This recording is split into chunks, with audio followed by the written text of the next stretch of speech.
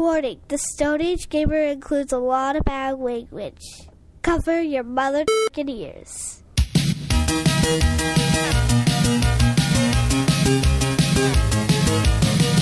Good evening and welcome to this. Wow, that was the highest I could go. All right. Good evening. Wow, I can't do it.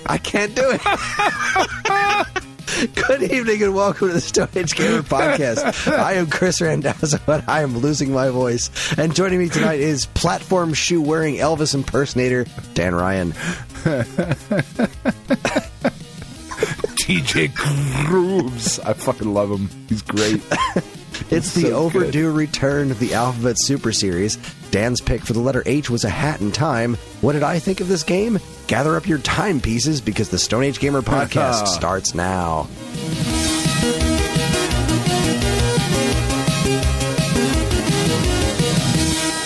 That was a bit on the nose. I'm all right with that one, though. Yeah. You'd figure with all the creativity in the game, I could have come up with something better, but...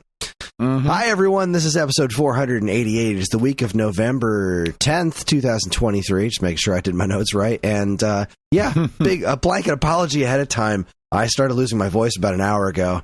I don't anticipate it getting better throughout the course of the show, but I guess that that depends on your definition of the word better. I don't suppose talking the entire time is going to improve the situation, but maybe I'll just work through whatever's in my throat, and then I'll just sound like me by the end of it. You just know? Come out the other side? Exactly. Yeah, no, that's always how sickness works. How that works. It is. 100% of the time. I had COVID, but I was like, fuck you. And it was like, oh, I guess you don't then. I was like, oh, cool. That's all I had to do. Have you tried not being sick, Kris? Have you tried? Have you tried not being pregnant? Oh, goodness gracious me. How you doing, buddy? How you doing? I'm good. I'm pretty good. I'm really tired. I don't really have a great reason why. Like, I slept pretty well. I mean, as well as I sleep with, the fucking cacophony of bullshit that is the zoo in my house. So I'm going to vent here for a minute. Please do. Mostly because I don't think the other people are going to listen to the podcast. But I've been very overwhelmed with the rescue lately because it has been since we started it, it's just fucking nonstop. It's just constant. It's calls every week. And I do love it. Like I need to preface all of this with I do love it.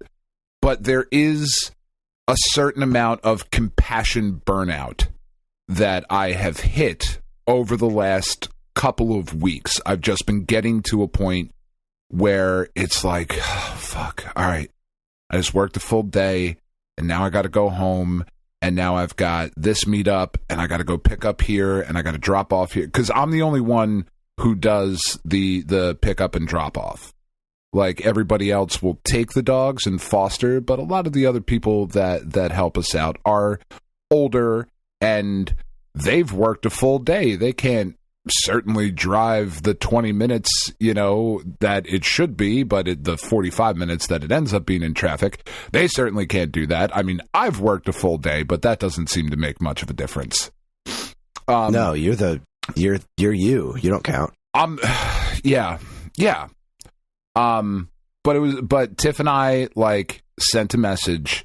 We were like, all right, we need to put a pause on things. We need to not pull any more dogs until after the holidays are over, right? Because it's just we got a lot of shit coming up, and we have 10 dogs currently. We have a few dogs that are more difficult to adopt. I don't want to go so far as to say that they're unadoptable. We're going to have them for a little while because they need a lot more rehabilitation than other dogs would need. right? So it's like we've already got, you know, this group here that we have to work on, and I can't work on any of them because every week it's go pick up, you know, we got 6 more dogs. Oh, fuck, okay. All right.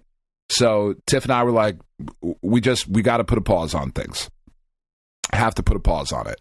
So we went to a foster's house to do a pickup for the 2 dogs that we were going to bring back to my house. And it was like, all right, once I get these 2 dogs, this is it for me. I'm just letting you know, like, where I'm at. If you guys want to pull a couple more and keep them at your houses, totally fine. Like, we'll totally do that. I'll help transport it. But I need to not have any new dogs coming into my house until after the holidays. We're hosting Thanksgiving. We got the tree, you know, the kids and the tree and just the whole fucking thing. So, okay. Everybody was, yeah. No problem. Got it. So I take the 2 dogs back to my house. And I got the second one adopted. This was 2 weeks ago. So I had 1 dog for a week, and then I had the second dog just went on Wednesday. What also happened on Wednesday was that I went back to the foster's house and picked up another dog from her because she was like, I just can't. But I thought we talked about this. I thought we were all clear, and we were all like, yep, fully understand, you know, we'll do this. This is what we're willing to do. Okay, so fine. So I went and picked up this other dog. So now he's back at my house. And then there's the possibility that I'm going to go and get a different dog, possibly on Monday or Tuesday of next week, because somebody dropped off a dog to Tiff's hospital. And one of the people that work there said that they would take the dog, which is fine. You're not allowed to do that, but they said that they would. and I'm sure you can see where this is going, Chris. One of them said that they would take the dog, no problem. Yeah, and then by the end of the shift, it was like, well, they can't. I was like, end? That fucking matters to me. Like, I was just, oh man. So that dog came back to my house, and it was a quote unquote stray that was it wasn't a fucking stray. Like, this person brought it to the hospital because they didn't want their dog anymore. This is like a housebroken dog, and he was great. He was fine. He was humping the shit out of everything because he was still intact. So like, and he looked fucking miserable. Like, I've never seen somebody, like, someone or something in a humping motion look that sad. But he just sad, like, humping. Yeah, he couldn't fucking stop, and like, you could see on his, like, he's just humping the air, and like, he wasn't mounting any of the other dogs. He wasn't he just would get near another dog and he would start fucking humping. He just couldn't, because he wasn't fixed. But we're not allowed to just, like, somebody brought a dog into the vet and now it's a part of my rescue. Like, we're not allowed to do that legally. Like, there's a bunch of other steps that have to be gone through before that. So the dog was here all weekend. Tiff took him to work on Monday. The animal control had to come and get him because that's the process that he has to go to. And the dog is now at a kill shelter. And he is a shepherd-looking mix. And we called the woman, and we were like, look, here's the deal. What do you guys think? And she was like, I'll be honest with you, shepherd mixes usually get put down here because people just don't adopt them. And we are a kill shelter. We cannot afford to keep all of these dogs just indefinitely. You know? I was like, all right, I'll check back in with you in a week. Because, you know, if he was a stray, as it was claimed he was, then surely the owner would be searching high and far to find their dog. More specifically on a Facebook subgroup called Lost Dogs of South Jersey, where this particular post has gotten like 500 shares or some shit like that. Like, if somebody was fucking looking for him, like, we found him. somebody you know found him. I promise. His owner surrendered him and didn't want to go through the hassle, because a lot of shelters now are also requiring a payment when you surrender. Like, it's not just you show up, take this fucking dog. It's you show up and give them $200 and your dog. And people don't have, like, I get it. People don't have it. So it went from, we're done, we're done, just, I need a break, I need to get my house back in order, like, I haven't spent time with my dogs because they weren't getting along with the foster, blah, blah, blah, blah, blah. Everybody being on board with that, to like, I still got a fucking dog. Now I might be getting this other one next week. It's just like, God damn it. I'm burnt out. And everybody, because there's this constant influx, that, short story long, is what tends to fuck up my sleep at times. Because, you know, on Wednesday night, I got a dog back to my house at like 7:30, 8 o'clock at night after working a full day. I didn't have time to play with the dog and get it, you know, all that shit. It was like, all right, you got to go in the crate, because I don't know if you can be left out in the house. I don't know if you're going to kill a cat. I don't know you. And then you're going to whine all fucking night. It's been a busy couple of weeks that I thought, I was like, all right, the last dog is getting adopted on Wednesday, and then I'm good. I can just relax and have my dogs for like a minute, just a fucking minute, you know? Nope, not the case, no, Chris. Sir. Not for you. No good deed goes unpunished. That blows. It does. It's just frustrating, because I'm not going to stop. You know what I mean? No, like, that's the thing. Not. Tiff knew. Stop. Tiff knew that as soon as she called me and said, I think we figured out his name might be Hopper, the one that got dropped off, because we were just yelling shit at him, and then he eventually responded to Hopper. I don't know, sometimes the dogs pick the other one we got, his name was Elton, and I was like, I'm not fucking calling this dog Elton. That's like, I don't hate it, I'm just, he doesn't look like an Elton. I was like, I don't know, what does he look glasses. Like? He didn't. He sucks at the piano, too. I put him in front of it, couldn't fucking play a chord, just nothing. Just fucking banging on it. It's terrible. Like, this other guy, massively disappointing. Come on. You ruined my night, and you can't fucking play piano? What do people get dogs for if they're not teaching them how to play piano? Like, what kind of irresponsible? This was my thought, and this is probably why he got dumped, because he was a shitty piano player. So it changed his name from Elton, and we just started calling names out, and eventually I said Steve, and he turned around and looked at me and started wagging his tail real hard and jumped up on the couch into my lap. And I was like, all right, I guess you're fucking Steve. So Steve the dog is here. And then this other one, Hopper, might be coming back. What the fuck? It's my life, man. It's a lot of dogs. That's a lot of dogs. Compassion burnout's a real fucking thing, man. You know, I'm just like, all right, dude, I get it. Like, I get it.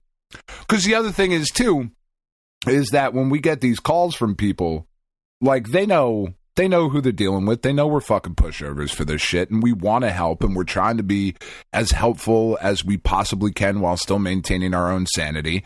But we get these calls, and they're like, well, if you don't come get them, we're going to put them down. It's like, fuck, man. Like, I get it. I do. But I've had to tell people, like, then that's a fucking choice you have to make. I'm very sorry. I cannot physically take any more. I don't have any more room. You know what I mean? Yeah, you're not a dog dumpster. I mean, I am, but I'm trying to, like, do it a little bit smarter. You know, because the other thing is, too, like, we'll end up taking these other dogs that are older, or pretty fucking broken, or pretty fucking scared, or whatever, and I keep running up my vet bill. Like, my vet bill is $7,000, $8,000, something like that. And the vet's cool. Like, my guy Steve, like, he's a good dude. He totally gets it. He has never once hounded. He's pay what you can, when you can. $200, $50, $20. I don't give a shit. Like, you're saving lives, man. It is what it is. I'm like, all right, dude, I get it. But then, you know, I'll get a dog that needs $700 worth of vet stuff, right? Has to have the teeth pulled because they didn't take care of the teeth, and has to be fixed, and has this, that, and the other thing, needs the vaccines, all that shit. $700. And then because the dog is so scared and so broken or older or whatever, it's like, well, all right, I mean, I can adopt this dog out for like $150, $200. You know what I mean? So like, I'm $500 upside down on that, which again, when I get a bunch of puppies in, those don't need anything, you know, because they're brand new. They just didn't sell for the Amish. And that's what'll happen after Christmas, is that we'll have a ton of puppies, because whoever doesn't sell, they either kill or we get. But that's fine. Like, that's how we, you know, can make up the excess or whatever. But that's why we need the break. But no, it's okay. Just makes me tired. I get it. Like, I mean, I don't get it. I can't. I'm not going to commiserate with you on that. I don't have certainly dogs, but I get the I get the theory behind it. You know, there's only there is only so much a person can do. Yeah, there's only so much good one person can do. And every little bit that you do is extraordinary. You know, you are. You're a goddamn saint. Well, and that's the other part of it too, is that my job also requires a good deal of that compassion to come through as well. So by the time I get home, I'm just like, oh, fuck, dude, I just want to play Star Wars. I just want to cut some robots in half with a fucking lightsaber. That's all I want. People don't understand how much heart and soul goes into male stripping. And oh my God, it's so much. It's so much. I just got to fucking wag it in a circle. You could get up there and shake it, but if there's no heart behind it, if there's no soul, you can tell. The people that come in, they need you. They are after those curves because that's what they need at the end of a long day. And I'm happy to give it to them most of the time. But it's a lot. It's a lot. You got to teach the dogs to dance. Maybe. You got to teach them to wear the thongs too, though, because otherwise, where are people going to put the singles? The other thing. You know? Well, no, of course, and you got to leave a little bit to the imagination. Like, right? Just put it all out on display, just right away. You got to fucking ease people into it. Is this dog fixed? I don't know.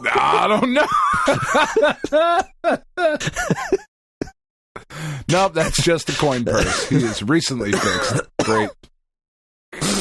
Oh boy. Oh man. I did hear a really good joke from my kid today, though. I thought it was really funny. She said, she was like, Dad, did you know that farmers in the South have been feeding their cows marijuana? Right. So I'll ask you, Chris, did you know that farmers in the South have been feeding their cows marijuana? No, why? No, Dan, I did not. No, I mean, apparently the stakes are high. I was like, I feel like there's a part of that joke that's missing, but I'm going to allow it because that's pretty fucking funny. I got there on my own. That's good. I like it. Stakes are high. Yeah, Thank you. Yes. Apparently the stakes are high. That's almost as good for anybody, because I got to tell this too, and you got to pretend like you don't know what it is or you missed it in the Discord, Chris, because for anybody who missed it in the Discord. It's possible I did. I've missed a lot of stuff this week. So apparently the Mortal Kombat theme is based off of a Scandinavian church song. Right, the composers, like, as they just happened across it. Like, think about when that came out, the fucking Gregorian chants and all of that stuff was happening. So they happened upon this song, and they were like, "Oh my God, that's really cool!" And they based the theme for Mortal Kombat off of this Scandinavian church song. And I wasn't sure if you knew that. Apparently, it's a Finnish hymn.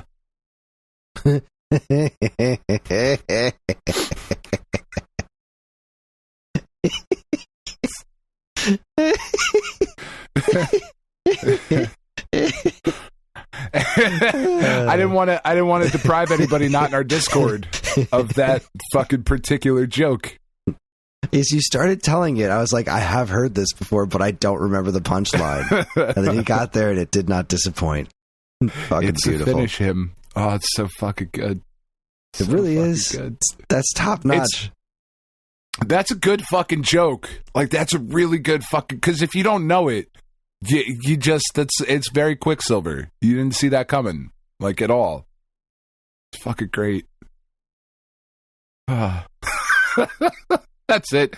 Good night. Podcast over. I'm done. So finish him. Finish him. We're done. Hatton time's great. Have a good night. Deuces, motherfuckers. No, what is great, Chris, is honestly Jedi Survivor. I am really fucking liking that game. I did not get to play as much of it this week as I wanted to because I finished up a Hatton time and I was trying to make my way through the DLC stuff. Like, that's actually why I was late getting to start recording. I was at the final boss of the Yakuza Metro DLC. And we'll talk about that when we get there. But as I played through some of Jedi Survivor, I unlocked the final lightsaber style that you can use, right? Because you had the double bladed, the blaster and saber, the dual wield, the single wield. Please tell me it's drunken style. No, God, I wish it was. It's honestly kind of just as cool. It's the crossguard style. So it's like Kylo Ren's lightsaber with the little shit coming out, like, but it fights type fighting. Yeah, broadsword. Like it you fight like Siegfried.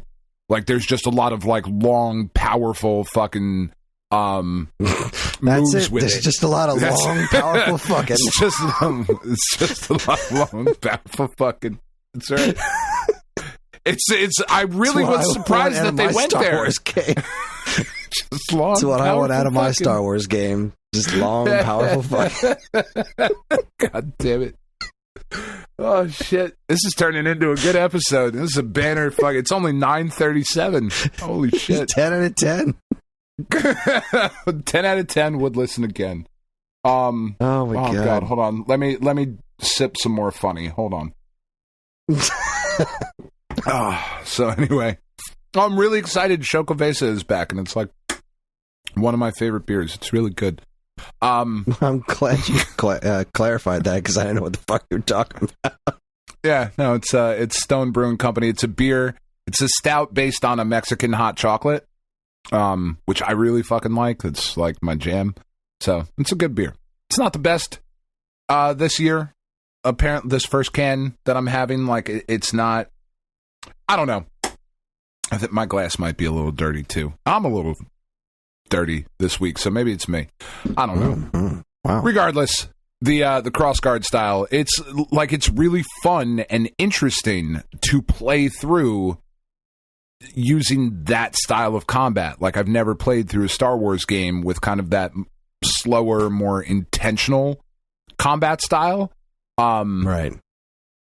And then you can map two different styles, so you can always have two styles active.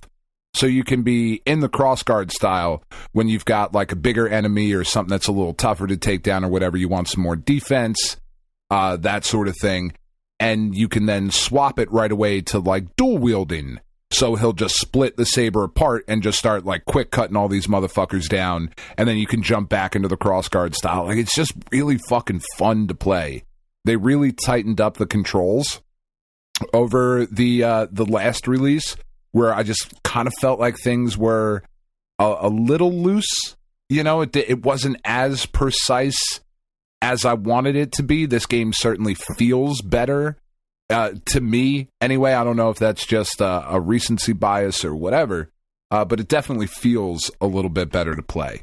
And I'm super, super excited about it. I can't wait to actually like finish it, because now I'm done with the Hatton time for right now. So whatever the fuck you pick for I'm going to like take a week off and try to finish Star Wars, because good friend of the show, Mike, has gifted me a fuck ton of games on Steam that I got to get to now, and I'm super excited about a bunch of them. He's like, I got a bunch of codes for you. I'm like, fuck yeah, dude, that's awesome. And then I was like, oh shit, I don't know when I'm going to have time, because I have like literally all of this life is just happening at the moment. Fuck, at least I have off Tuesday. Maybe I can play a game on Tuesday. We'll see. Well, let me tell you, Dan, for my pick, I'm not going to break the rules like you did with A Hat in Time. And I'm going to pick I didn't something fucking break any rules. You broke the rules. The rules of the game was supposed to be short and manageable. Hat in Time it is short and manageable. You're short and manageable. Hours. You had 6 weeks. Yeah. Fuck, Chris. It's an 8-hour game. You had 6 weeks. Well, I don't think you'll be spending as much time with my games as could be spent with a Hat in Time. Oh man, I don't even know. I don't even know what it could be. Yeah, Mike was trying to guess earlier in the week, and he was throwing a bunch at me. I'm like, no, I know what I'm doing. I know what I'm doing. Icarus, Kid, probably not. It's my favorite of the Kid Icarus games. The comma makes all the difference. It really does. It's the difference between helping your Uncle Jack off a horse and helping your Uncle Jack off a horse. Both good times in their own way. Oh, no. Without question. Like, either way, you've got a fucking story. One of them's just a little bit trippier. No, like Intelligent Cube, maybe. I could see you going with that. I don't know. Why fucking ruin it? Yeah, exactly. I'm not trying to ruin it. Yeah, don't try to guess. No. You don't need to try to guess. I need the foreplay. I need you to fucking tease me a little. All right. We'll get there. All right. It's gonna knock your socks off. You're gonna be like, oh, okay. Yeah, I'll do that. I am, no, that's why I don't even wear socks. Ever. I'm just one of those guys. Fucking boots and no socks. Raw dogging it.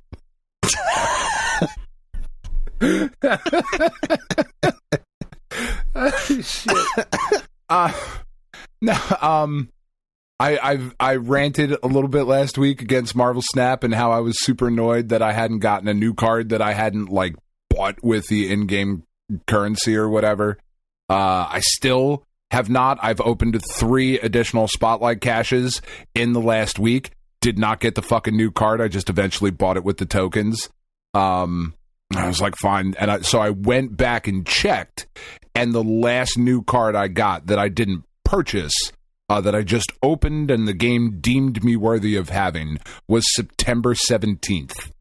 And I gotta tell you, for a game that releases a card a week, that doesn't feel great. That was a little while fucking ago. Sucked. Yeah, it's a little while ago, you know. And they did this. I'm curious as to your opinion on this. Okay, so it's a strategic card game, right? A TCG or a CCG, whatever the fuck it's called.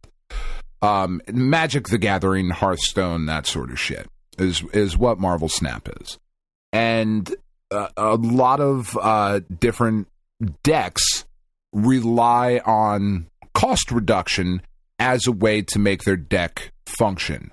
So you put down a specific card, and it discounts all of the cards that you have in your hand by 1, or this certain type of card by 2, or it makes all of your cards cost X, right? Make sense? Okay. So, no, you're smart enough to follow along. Yeah. I think I'm following along. Right. So, like, the Wave, the character Wave, her card used to be, when you would play it, every card in your hand and your opponent's hand cost 4. She cost 3 to put out, and when you would put her down, every card cost 4.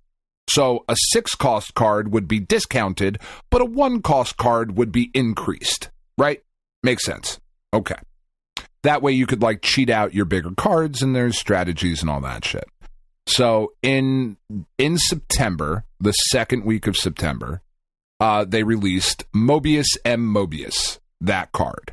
And Mobius was a 2/3, which means he costs 2 energy to play, gave you 3 power on the board, and his effect was that your cards could not have their cost increased, and the opponent's cards could not have their cost reduced, right? So now, all of a sudden, if I play a wave on turn 3, now I've got all of my cards, my 6 cost and 5 cost cards are now cheaper, but my 1 cost, 2 cost, and 3 cost cards all stay the same, while my opponent is fucked. They can play 1 card, I can play whatever I want.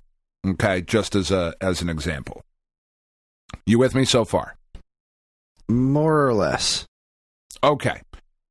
He was an incredibly strong card. Incredibly strong. Just fucking ridiculous what he could do for his cost. And basically was in every deck. Because the season pass card that they released that month was Loki. Loki, his effect is that you replace your entire hand, however many cards you have, with cards from your opponent's deck. You just copy them into your hand instead, but they all cost 1 less. So everybody's playing Loki back and forth, and because everybody's playing Loki, and that relied on cost reduction plus combos with other cost reduction cards, you had to play Mobius. You just didn't have a choice. You were kind of fucked if you didn't. So this past week, on Tuesday, the latest patch came out for Marvel Snap. And they basically they changed Mobius to the point where he is unplayable in his current state. There is 0 point. His effect used to last the whole game. Now it only lasts 1 turn. They took him up to like 4 cost, or I don't even fucking know because I don't care. They gutted him so badly that there is literally no point in playing this card. Okay? And the issue with this is that when he came out, he cost 3,000 tokens, which will take you a couple of months literally, to save up to get the 3,000 tokens if you're free to play. All right. So you could get them that way. You could open spotlight caches, which you average about 1 a week on average. Again, if you're not spending actual money, you can open 1 of these a week and you would have had a 1 in 4 chance to get them. Or you planned and you saved and you had all 4 of your caches and you opened all 4 to get them. Or he was also in a bundle that you could buy for gold, and the amount of gold, if you wanted to spend real world money on the amount of gold you would have needed, you would have had to buy not exactly the $100 bundle, but you would have had to come close to spending about $100 of real money to get enough gold to buy this card.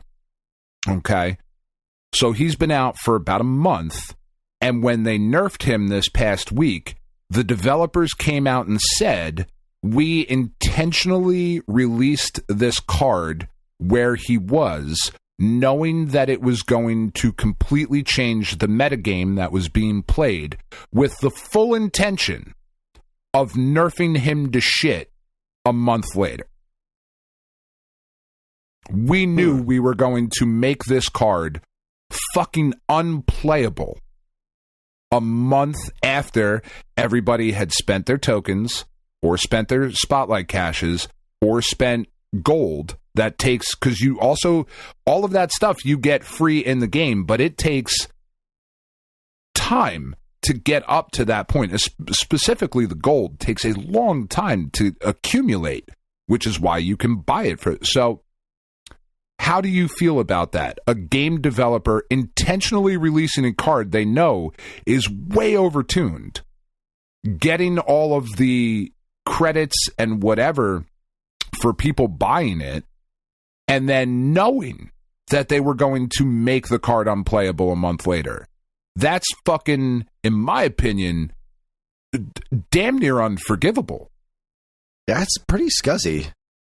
Right, like that's really fucked up, right? Yeah, that doesn't sound super defensible. It didn't make it sound like a Oh, what kind of question is that to even ask? Like, yeah, this is obviously it's a pretty shit move right there. Like,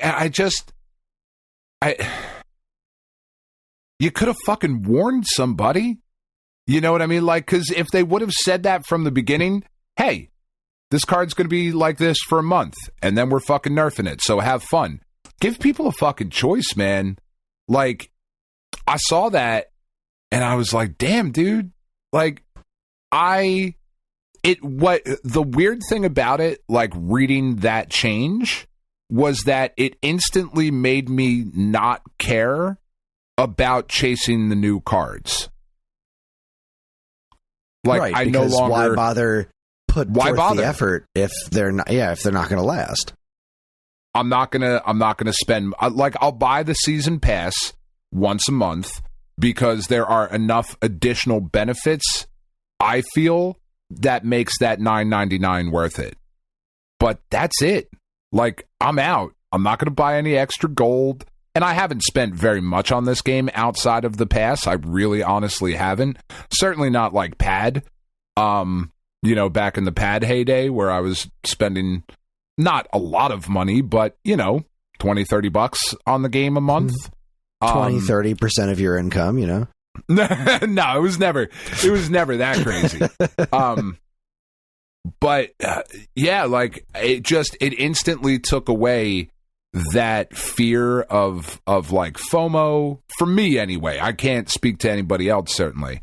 But it took that away because I was like, well, I mean, fuck you guys all the way off. That's such a shitty thing to do. Like, that's such a shitty fucking move. And the way, one, saying the quiet part out loud like that is a fucking bold strategy. So, I mean, good on you, I suppose. But two, just the sort of tone-deaf response in their announcement of like, hey, we knew we were going to gut this card, but then following that up with, but we'll keep an eye on how the meta shakes out, and if we need to make additional changes to the card to make them a little stronger again, we will. It's like, fuck you guys. Like, I get, you got to balance the game. That makes for a healthy and fun game. All of that shit's fine. But you just don't fucking do that. Or at the very least, you don't fucking say it out loud. Christ, like, that seems even easier. Like, don't fucking tell people that's what you were going to do. Lie to me. Just have the respect. Have enough respect to lie to me. It's not even lying. Nobody asked you that that was a press release. You thought that was the right way to approach this situation. You didn't have to say anything. That's not technically lying. What I should have said was nothing. What I did say was you'd be surprised. Yeah. That. Oh, man. So I thought that was just a really weird fucking thing that happened this week. I was like, wow. All right. Fuck y'all. Cool. I was going to try and get more people to play your game, but now you guys are a bunch of cunts. On the opposite side of the Marvel spectrum, did you see that trailer for Echo? Holy shit!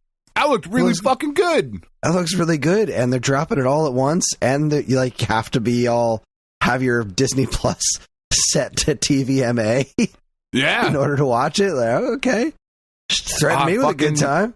Right? D'Onofrio looked fucking great in the all-white suit. I was super into that. Because I really like Echo as a character in the comics. I love David Mack's run in Daredevil where she was introduced. Like, all of that shit was really fucking great. The David Mack and Bendis shit where she was there. I liked her a little less when she was in the Avengers and whatever, but they were just trying to cram, the new Bendis shit into everything. I just think she's a really fucking cool character. I liked her in Hawkeye. I thought it was interesting where, kind of the tweaks that they made to her. And when they announced they were doing a show, I was like, yeah, all right. I'm not super into that. There's everybody needs a show, but you know what? What the hell? Let's do it. Echo's getting a show. Maybe Sleepwalker will get a show. I don't fucking know. Like, at the rate we're going, maybe. Sleepwalker would be a fucking dope show. You could introduce Nightmare. You got all the multiverse shit. There's a lot of really cool shit you could do. I have ideas, Chris. Fucking Kevin Feige. I know you're big. I know you're listening. You fucking big fan of the prick. show. Big fan of the show. Fix your fucking movies, you asshole. Marvel's looks pretty good. Blade was supposed to come out today.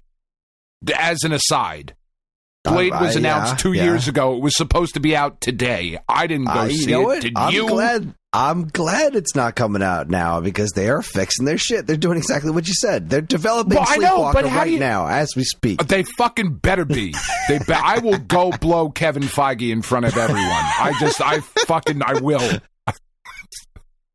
I won't, but I will think about it. I will think about it and tell him that I thought about it. I don't know that that's motivation for him.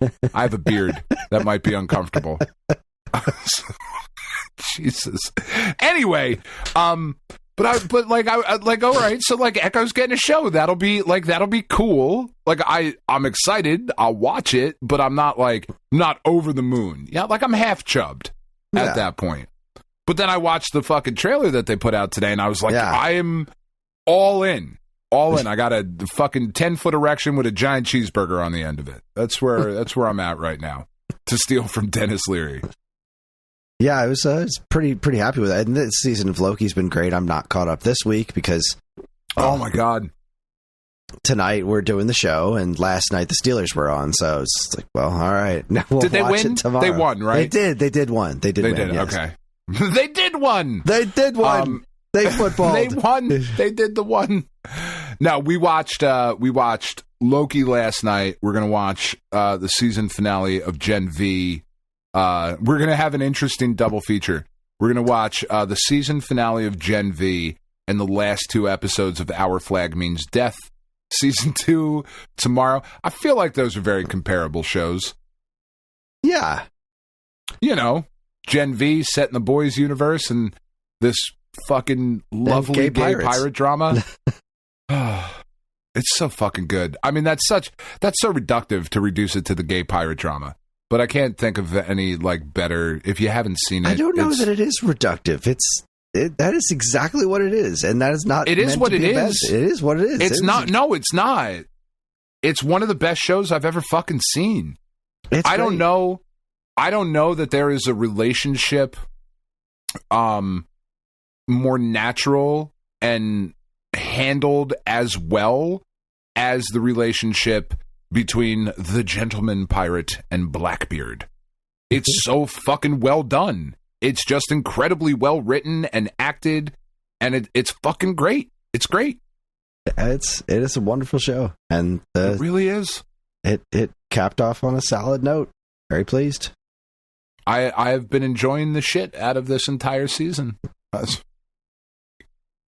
We just finished season 3 of Harley Quinn.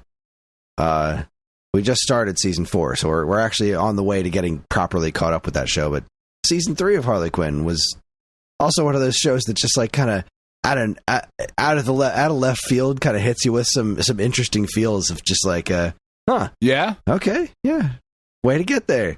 Nah, Harley Quinn's great. That show's so good. I've seen a couple episodes and been like, this is good. I haven't felt compelled to watch the rest. It's fucking great. All right. The deep DC pulls that it brings all the time, it's consistently funny, occasionally absolutely hilarious, and then also very, very occasionally just a decent chunk of solid good TV in there, and you're just yeah, way to pull out the stops and make that one land. Way to be, Duck.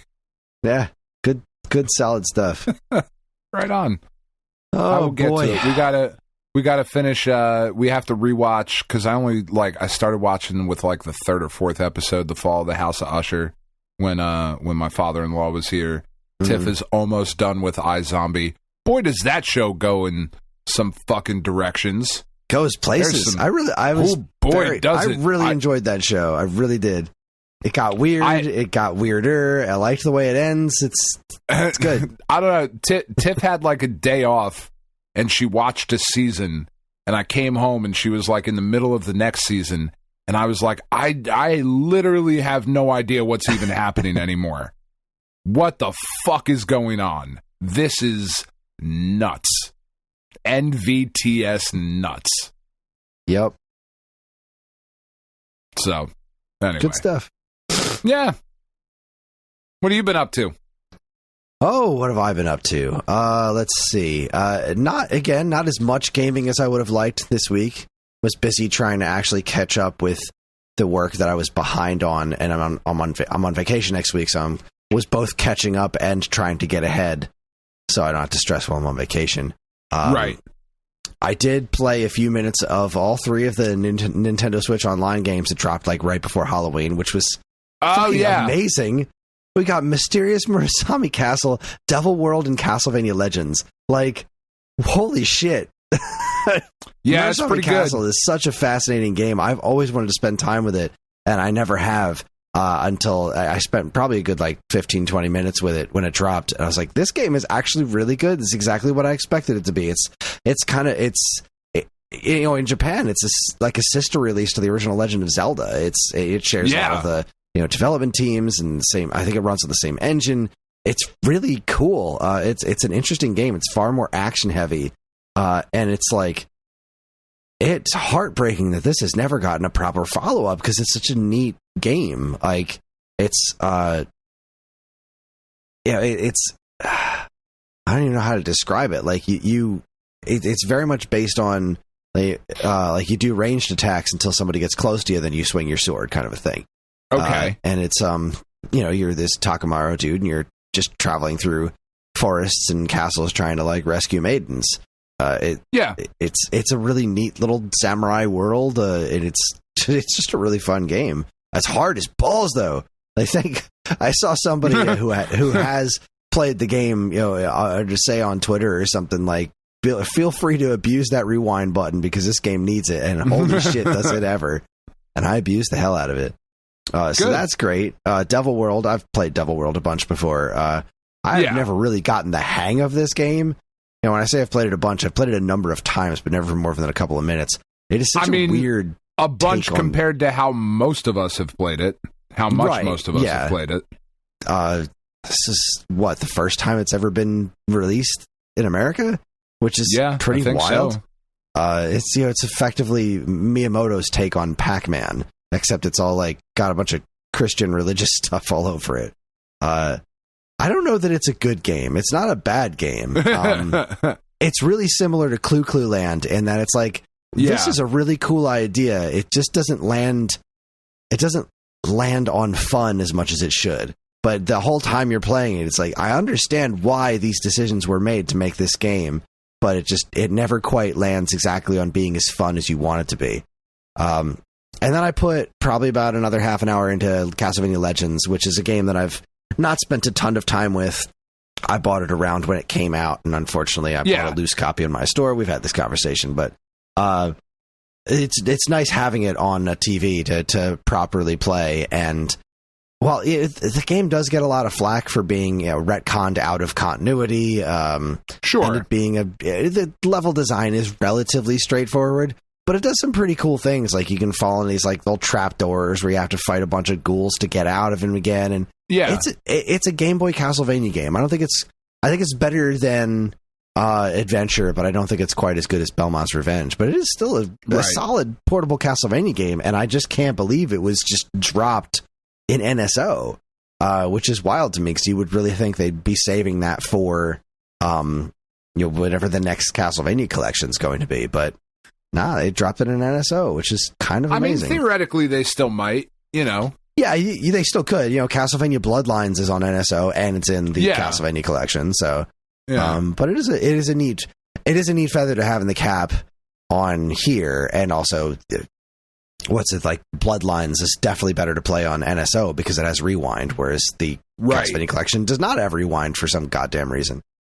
It does have save right before you think you're going to die, though. So that's fun. It does. Yeah, it's got that. That's better than nothing. But we live in a world where rewind is the standard. Goddammit. And considering how much else they did right in that collection, it's like what a weird omission.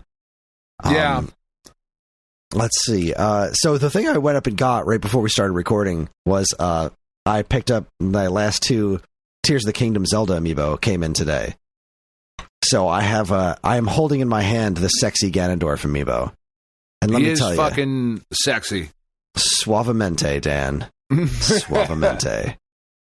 This guy is making me feel feelings. He is. I went out. I was doing errands with Karen, and she asked what I was picking up at Best Buy. She's like, some dumb fucking amiibo. I'm like, no, I'm picking up the sexy Ganondorf amiibo. Just started laughing. Like, what the hell are you talking about? I'm like, just wait till you see it. There's no other way to describe it. There's not. There isn't. The woman puts it on the counter, and Karen's like, yeah, you're 100% right. That is exactly what that is. That's like, goddamn right, that's what that is. Zelda's pretty good, too. Told you. This Zelda's all right. Yeah, it's a good figure. I think I like the Breath of the Wild Zelda overall better, but now I have all three, Zelda, Link, and Ganondorf from Tears of the Kingdom. Makes me nice and happy. Mario Wonder continues to just be a goddamn delight. It just never stops being interesting.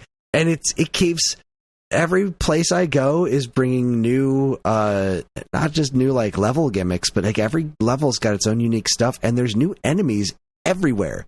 Like it's not just Goombas and Koopa Troopas and Buzzy Beetles like in the new Super Mario Brothers games. There's just new enemies constantly, and they always do interesting things to kind of screw with the way you play the game. And the wonder effects also continue to be like, some of them are just goofy for the sake of being goofy. Like I got to one today that just slows everything down. Like now you're in slow motion, and all the flowers in the background are just like, why are we talking like? It's just stupid fucking gags, and it's great. It just continues to be a goddamn pleasure constantly. Every time I play, it brings a smile to my face. So yeah, that's still being great, and it has insanely inspired me to remember when I stressed myself out really bad doing a Zelda retrospective? Yeah. And I said the next one I was going to do is going to be small. No, you're doing Mario next. Yeah, I'm doing a Mario retrospective. I finished the first episode, but here's how I'm doing it differently. I'm covering fewer games per episode, and I'm not giving myself a deadline. I'm just going to do an episode every couple of weeks, and that's just going to be it until it's done. Good. And the first episode goes up not Monday, but the week after. Let me look at a calendar because I don't know how math works. The 13th. It's going up on the 13th, and it covers basic. So the way I'm handling this one is it is a Mario Brothers retrospective, as in I'm just covering Mario platformers and non-Donkey Kong Mario platformers, right? Because like Donkey Kong 94 is technically a Mario platformer, and then you go into all the Mario versus Donkey Kongs. Like, no, that's a different story. No. If I'm gonna do those, that's gonna be part of a Donkey Kong retrospective.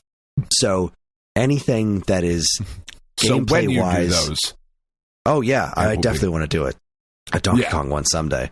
But yes, anything that is derived from the basic gameplay of Mario Brothers, like anything that comes from that. So basically any of the Mario platformers, or like Mario platformer adjacent kind of games. So like the first one, obviously I had to cover the original Donkey Kong to an extent because that's where Mario comes from. Well, and then that makes sense. But basically covering like, here's why the character exists. Here's why he was designed the way he was designed, and leading into Mario Brothers Game & Watch, which was the first that released a month or two before the arcade game, and then Mario Brothers Arcade, Punchball Mario Brothers, and Mario Brothers Deluxe that were released in Japan, which are super weird. Really, I'm still mainly focusing on North American games, so I just briefly touched on those games existing, and then ending off with Wrecking Crew. And so the second episode will be when we finally get to Super Mario Brothers.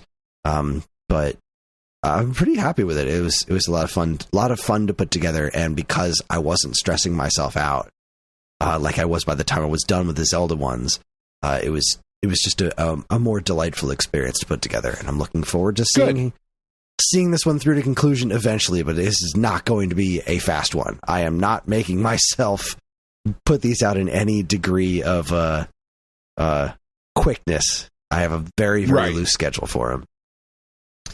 So that was a lot of my week, was getting that caught up, because I did force myself to work a little harder on it just because of my vacation, and I don't want to be thinking about any of this stuff when I'm off work for a week. Right. But other than that, it was just fun. So our friends at Flynn's Arcade, they published the Donut Dodo and Murtop. These guys are great. They reached out to us a few months back when I was posting about how much I liked the games that they had published, and they had that game Century City coming out that reminded me a lot of Rolling Thunder, and we did a giveaway of that on Stone Age Gamer. So they reached out again because they had a new game coming out called Colored Effects, and they offered me a review code for it.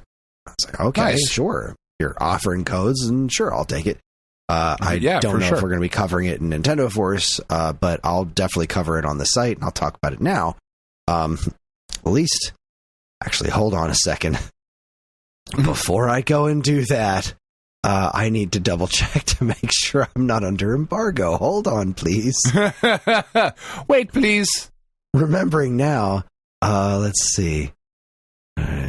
Spread the word, doing a review, commenting on it. Great. An embargo publishing review after the 16th of November. Let's see. All right, well, this will definitely be out before the 16th of November. So I'm not going to give you a full it just says publishing your review, and I only played it a little bit today. So I don't have a review, but I can give some impressions, because I've seen people, other folks who got the review codes giving impressions. So that's what I'm going to do. I'm going to give some early impressions. And it's fucking great. I think maybe they'd be all right with that one. I think they'd be fine with that one. We said don't say anything, but you said fucking great, so okay. It's really hard. It reminds me a lot of Combinera. Remember when I was playing Combinera last year? It was, that game from Atari where you're rolling a ball around and you had to kind of like connect with all these different colors. So it's similar to that. Yeah. In that it's like kind of a single screen puzzle platformer, and you move this little dude around who looks an awful lot like Hollow Knight. And you move this little dude around, and you're trying to collect these 3 different colored bits. And as you go through the game, you get the option to have different powers, but you can only hold one power at a time. So if you walk over a patch of ground that's blue, then you have a double jump. If you walk over one that's yellow, you can dash in midair, but you can only have one of those at a time. And you have to collect all 3 of the color bits that unlock the gates, and then get to the exit. Basic puzzle platformer type stuff. Except it's also got bosses, which is really interesting. Like the second level is just, here's the first boss. These are 2 like square things that are trying to mash down on you and whatnot. It's really challenging and really quite clever. I've played through I've got through, I think, the second set of levels. So because they go by fairly quickly, because they're single screen puzzly things. But man, they stumped me for a little while. I had to sit there and think about them for a bit while I was playing. Just this one stumped me so hard. It was only like the 3rd or 4th level. I had this problem where I had to get this one block to hold a switch down. But the only way I could get to where I needed to get was to push the block over a patch of blue that would give me the double jump. But I needed the dash to get through this other door. I'm like, how do I get this block? How do I push it over this and get to the other side? And it took me way too long to figure out that you can push the block on top of the blue, jump to the other side of it, and then pull it. So that you never have to actually step on the blue studs. Took me way too long to figure that out, because that's just not how my brain works. Right. But yeah, like those puzzles in Portal where you're like sitting there for an hour and you're like, fuck, there's got to be. And then it's this ridiculously simple thing. And you're like, oh, well, okay. I mean, just fuck you then. That's fine. Pricks. At least that's how I feel when I play puzzle games. Because I'm like you. I'm like, what's the most complicated way this could possibly be done? Because that's certainly how they did it. That is exactly how this is going to work. Yeah, this was it was really something. It definitely kind of knocked me around a little bit. It's got pretty catchy music. It's a lot of fun to play. I'm looking forward to spending a little bit more time with it. Like I said, I only played like probably a half an hour into it tonight, just because I had the review code and I wanted to talk about it on the show, just kind of give early impressions. And my early impressions are it's quite good. And if you like those kinds of games... Early impressions are, I like it. If you like those kinds of games, then absolutely it is a thing that is worth your time. If you don't like those kinds of games and they just frustrate you, then you should stay away from it. But I think it's only going to be $5 when it launches. So definitely well worthwhile there. Right on. Surprising thing to me tonight that has had a real effect on what the rest of my year is going to look like is Horizon Chase 2 at some point was updated. I don't know when it happened, but I hadn't checked on it in a while because I've been so busy. And then I just decided to go and click on the icon and see if I could update it. And then it updated. I said, oh no. Oh God. And then I started it up, and the game didn't crash, and all the button assignments were exactly what they were supposed to be. And I was like, oh shit. Now Horizon Chase 2's in the equation. And I lost like a half an hour tonight. Just easy and quick. Just easy. I just kept playing it. It's like, oh no, this is really good. It still, it still is. I would definitely say that it is still kind of missing that little special something of smoothness that the first game had because the graphics were so much more simplistic. So, the Switch version does run at a lower frame rate. Doesn't run at 60, which is fine. It really doesn't bother me at all while I'm playing it, and it's not as choppy as it was when I was playing it before the update, where we would have like serious frame rate dips that would cause like problems while I'm racing. It's a relatively consistent 30 frames per second, so the racing's just fine. But the environments themselves are more detailed, so it loses that really unique look that the original game had. That said, the Barry Leach soundtrack is phenomenal, just like the first game. The course designs are great. I finally got to a couple of courses with branching paths. We're like, okay, this side has the coins on it, and this side, both sides have coins, so I'm going to take the left path first, and then switch to the right path. Right. And, getting better with the time trials. The time trials, one time trial was really frustrating me because I kept getting closer and closer, but I eventually hit this cap, and then I remembered that you can upgrade cars in this one. So then I went and started spending some of my coins on upgrades, and I was able to, get the top medal in the time trial no problem, which is really cool. So I can stick with the cars that I really like the look of and continue to improve them as I go instead of just having to rely on getting better cars, which you also still do. But you can keep the ones you like, which is kind of nice. Exactly. Like I like simple cars. I'm not a car guy, so I want to. Or if I want to get a stupid car later and upgrade it to something that I can actually win races with, that could be fun too. I'm excited. I'm very excited to really start digging my teeth into this game because. I was just so obsessed with the first game, and I've been looking forward to this so much. I really didn't think it was going to happen this year. I thought I was going to have to wait until next year to consider Horizon Chase 2 in my games of the year category. But now it's here in the beginning of November, and I have Mario Wonder to finish, and Mario RPG is coming, I think, not next week, but the week after. I think it's on the 17th, if I'm not mistaken. And oh my God, so much coverage of that game has been coming out, and it's just it's knocking my socks off. It's everything I would want out of a remake of Mario RPG, because it is just that game, but prettier. It is incredibly faithful, and I'm so excited about it. I love Mario RPG. I cannot wait to play that game again. But I'm also, what was fun this evening was that, so John, Ellie had cheer practice tonight. And so John and I just kind of sat around playing our own video games. Like, he had his laptop from school, and he was playing a bunch of weird bullshit games like Cat Goes Fishing. And just real quickly, I played a level of Colored Effects, and then I switched over and played a couple of races of Horizon Chase. And again, it loads up so quickly. It didn't used to do that. When I first got it, it took forever to start the damn game, and now it just goes right into it. So I did a level or two of Colored Effects, a couple races of Horizon Chase, and the rest of my evening on Mario Wonder. And it was all real low maintenance, coming off of Zelda and especially Sea of Stars, where Sea of Stars was really narrative driven. And then to just be, here's 3 games that the narrative could not mean less. There is no narrative. It's just a game. Yeah, it's just a game. It's just a game. Of the sake of gaming. And just back to Mario Wonder again, what's making me so happy about it is like, there's so much I didn't like about the new Super Mario Brothers games, especially by the time they were done. But there was also a bunch of stuff, like mechanical stuff about new Super Mario Brothers I really enjoyed. And Mario Wonder really does play like it incorporates some of those like basic tenets set in new Super Mario Brothers, particularly the twirl jump. But the thing that's really making me happy right now is that one of the badge that I'm sticking with that I won't take this badge off because it makes me so happy is you have the charging crouch jump from Mario 2.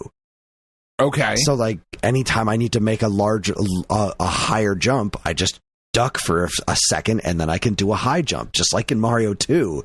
And it's like, well, this is great because now this game feels like new Super Mario Brothers crossed with Mario World crossed with Mario 2. Like I'm playing it like Mario 2 because I will run and then go into a duck and then jump out of it, and it's so freaking good. It's just so fun.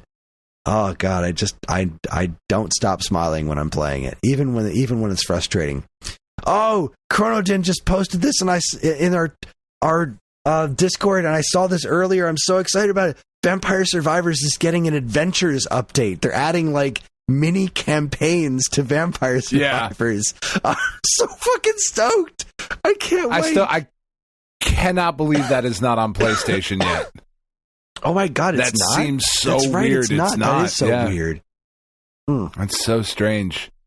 I cannot wait to play. Yeah, that'll be awesome. Because I still need to finish going through and 100%ing just the base game on Switch. I've obviously fallen out of it because I've had to play other games. But I'm really and you've already 100%ed the game. Like it's true. I did it on Xbox. I didn't 100% all the DLC. So there is still stuff for me to do.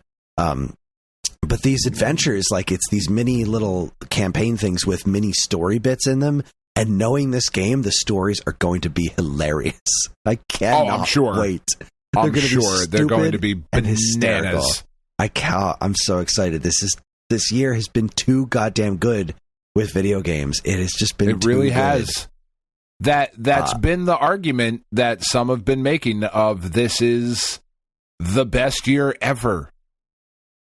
I'm having a hard time coming up with a better one off the top of my head, but we'll see. We'll see. I mean, I'm just saying, in 10 years, the 10, 20, 30, 40, 50 maybe at that point, for this year, it's going to be just fucking chock-a-blocka awesome. It is. It's going to be. So look forward to that, kids. Make sure you're still subscribed 10 years from now. If we haven't all died from the heat death of the universe, absolutely. I think this was this week where they announced Atari is buying Digital Eclipse. Yeah, which is kind of cool. That is kind of cool, and it's nice to feel this way about some sort of acquisition where you look at it and say, "Yeah, okay, that does not have a net negative on the video game landscape."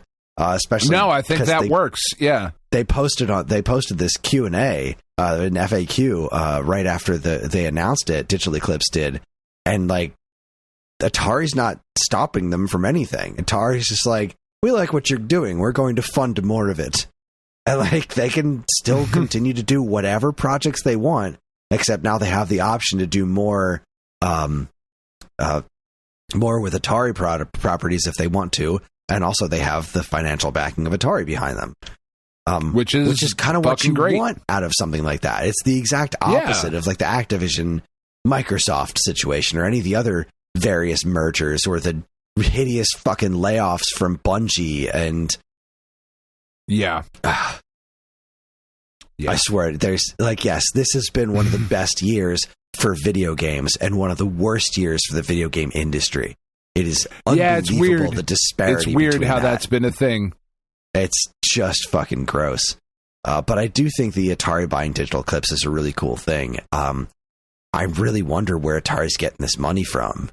But at the same time, I'm glad I like what they're spending their money on. It's all very interesting stuff. Like Do I question the purchasing of the Bubsy license? Sure. But I also imagine they didn't pay too much for it, in the grand scheme of things. I think the purchasing of Digital Eclipse is a very smart move on their part. And they recently purchased the Berserk license with a bunch of others like Berserk and Scramble and other games like that. I really want to see them chase after more of Atari's games that they lost over the years, like ones that are definitively, these were like Gauntlet was an Atari game, Paperboy was an Atari game. I want to see them get those names back and do something with them, because nobody's doing anything with those properties. They're sitting on them. And I think it would be really cool to see them land back in Atari's clutches. Battlezone is another one I'd like to see. I know Battlezone's rough, because Battlezone, I believe, is now owned by the people who created the game for Atari. So it's like, if there's anyone in the world besides Atari, you can keep your game, but it still would be cool to have it under the Atari umbrella. I don't know. That's an interesting situation there. But regardless, Marble Madness, I would really like to. God, can you imagine how cool a Marble Madness Recharge would be? That would be so fucking good. Oh, that could be really fucking cool. I would love to see that. I would really like to see Atari. You just want to see Atari matter again. I do. Like, it not really matter just to the retro community, though that is exactly a completely fine niche to be a part of, like, without question. But Atari, it's there's such a weight behind that logo that you want it to fucking matter a little bit more. You do, and it's really nice to see the company being run in the company hasn't been run in a positive direction in so long. It's just been a name tossed around, but now they're really trying. They're putting forth an effort to actually do shit, and I'm liking the vast majority of what they're doing. They're getting away from the things that Wade Rosen has inherited. They're not focusing quite so much on like Bitcoin and whatever the hell else. Whatever any of that was. Yeah. God, it's fun watching that whole thing implode on itself. Oh my God. Yeah. NFTs. I mean, it is fun, right? It's fun watching it implode, but it's also like the rich got richer because they fucking duped the rubes again. Yeah. You know what I mean? Like, you guys fucking fell for it again. Fuck them. I will say, this is my one. Rich people are not trying to make you money. No, just they're very putting much that not out there. No, they don't want you to have money. They want them to have money. All of it. All of it. So my one huge disappointment of this week was Arkanoid Eternal Battle. This is one of those games that showed up on the eShop a while back for like $60 goddamn. I'm like, there is no way an Arkanoid game could be worth this. There's just not. Yeah. I love Arkanoid, but like, it better be goddamn good for $50. It's like those Space Invaders collections. It's like, I would really love to buy that, but I just can't justify spending $50 on a Space Invaders collection. So this Arkanoid Eternal Battle seemed super interesting to me. It went on sale for $3. It's like, all right, that's it. That's the price. I'll give it a go. That's the one I was looking for. How bad could it be for $3? And the answer is, it's not even worth the $3 I spent on it. Wow, that sucks. There's no kind of analog control. It's just, feature wise doesn't seem like much more than the NES port playing with an NES D-pad. You just move it back and forth. There's no motion incorporation or anything to kind of make it feel more natural and modern. You can't play it with the touchscreen undocked. Like, there's just nothing. And it also includes the original arcade game in it, except you can only play it on this extremely aggressive CRT filter and screen bowing to make it look like an old arcade cabinet, and also with arcade sound in the background. Like, it's got a recording of like what it sounds like of a crowded arcade. It's like, I mean, I see what you're going for. that's neat, but I don't want to play this game like that. I just want to. But there should be an option to turn that off. How can I not turn that shit off? That's ridiculous. How are you putting Arkanoid on the Switch that has a touchscreen and not incorporating any of that into it? Like, it is the most low rent Arkanoid. I hate seeing this property with that done to it. When you think back to like what Arkanoid was when it came out and when it started hitting, man, when they ported Taito ported Arkanoid to NES, they made a controller for it. They made a mouse controller for it. It was fucking great. When they put Arkanoid on Super NES, they included a co-op mode. They included mouse support. Like, Arkanoid used to be done right. This is garbage. This just made me sad. Wow, not even worth $3. I'm never even going to boot that shit up again. I played it for like 10 minutes trying to find anything that would make that worth my $3. It's like, man, I'm glad I didn't pay more, but I'm glad I didn't pay fucking $50. I love Arkanoid. Like, Arkanoid Do It Again on Super Nintendo is so good, and I'm just bummed by this one. It's so bad. That sucks. I find it interesting. Neo Breakout on Atari 50, which is fucking phenomenal. I find it interesting in just a random piece of news that it's been announced that the new voice of Wario, Chris, is also the new voice of Mario. It's the same guy. And I ask you, where is the internet outrage? I think they've moved on. But how could they? It was so important. It was obviously so important. What's the name of the guy who used to do Wario's voice? You don't know, and I don't either. Of course they do. It was Charles Martinet. Oh, okay. Charles Martinet I didn't know that. God, he did. I actually didn't know that because I didn't care. You didn't know that? Oh, yeah. No, I didn't care. I like, that is information that I didn't know because I never paid attention to it. I couldn't have given a shit less.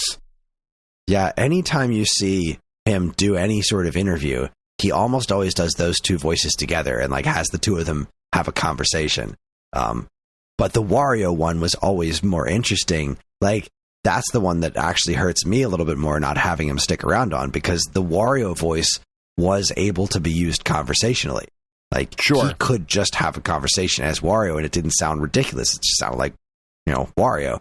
But, the new Wario sounds fine. Just like, I really like the new Mario voice. I really do. I said it before how it sounded like it was for it sounded like the change was so that the voice could be eventually used more conversationally. And I keep getting that every time you beat a level and Mario says something like Toodaloo. Like, it doesn't sound as much as a caricature. It sounds more like a character than a caricature. Sure. That makes sense. How's that for some English, huh? Yeah, that was good. That was well done. Write that one down. I'm just saying, I just want to know where the fucking outrage is, Chris. I just want to know. Because I have seen, like, literally no reaction to it. Nah, same here. My assumption was that everyone also just kind of assumed that's what was happening, but I do think it's kind of weird, right? Like, I would figure that if they were going to start from scratch, they would just get different people to do the different voices instead of one dude to do them all. But, what do I know? I do know that my throat is starting to hurt. The more I talk, it's starting to that's burn. Weird.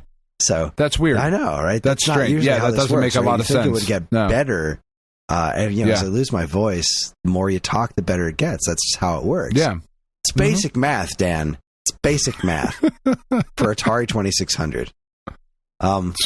So we're going to take ourselves a quick break. I'm going to drink some water. And then when we come back, we are going to do, we're going to talk about A Hat in Time, which I wish I had gotten farther into, but I will explain when we get there. You're listening to the Stone Age Gamer podcast from geekade.com. Stick around.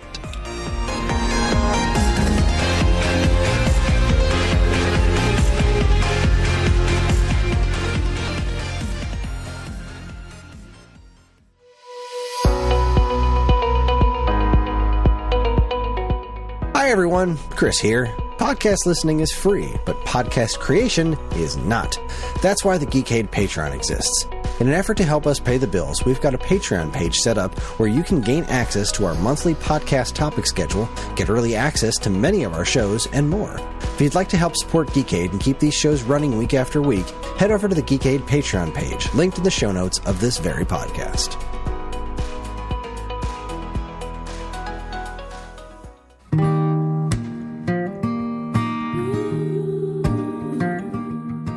We are Safe at Home, the leading dog rescue in the heart of New Jersey. Are you searching for a loyal companion, a dog that will bring love and joy to your home? Look no further than Safe at Home. At Safe at Home, we believe in giving every dog a second chance. We rescue, rehabilitate, and find loving forever homes for dogs in need, right here in the Garden State. Our dogs are ready to make a lasting impact on your life. Each one has a unique story, a wagging tail, and an incredible capacity for love. When you adopt from Safe at Home, you're not just gaining a pet, you're becoming a part of our family. Our dedicated team ensures a seamless adoption process, providing ongoing support and guidance. With New Jersey's beautiful parks, beaches, and trails, you and your new furry friend will have endless opportunities for adventures and cherished memories. Safe at Home relies on the support of compassionate individuals like you. Your donations and volunteer work enable us to continue saving lives and finding forever homes for these amazing dogs. Join us in creating a safer, happier community for dogs in New Jersey. Together we can make a difference and give every dog the chance to feel safe at home. Visit our website or call us now to learn about how you can be a part of the Safe at Home mission. Safe at Home, because every dog deserves to be loved and protected. www.safeathomerescue.org.